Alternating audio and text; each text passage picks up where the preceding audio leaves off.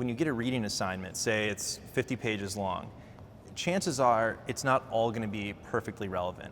And chances are if you have 3 50-page assignments for that class period, there's going to be some of those assignments that are going to be more important than others. So you want to find the paper that's going to be most important. So if you have, if your professor is going to be lecturing about Toqueville, you ought to read Toqueville. You want to focus your efforts on that. And if it's something specifically in Toqueville that you are trying to read, or that the professor's going to be lecturing on,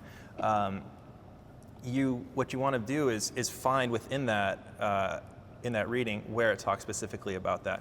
But before we get there, I think it's important to, when we look at the book, to not just delve right into the reading, because we're not going to know where we're going. We're going to get lost in the woods, and it's going to take forever. We're going to slog through it. The only way to get through it then is just to read, because you don't know what's coming up. We want to educate ourselves. We want to recon the objective, okay?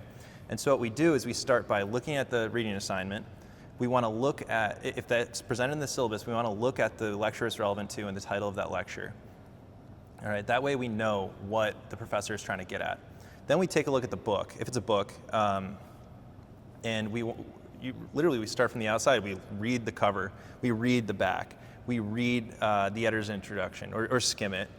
We read the author's introduction, and then we look at the table of contents. We look at the chapters and see what's going on here.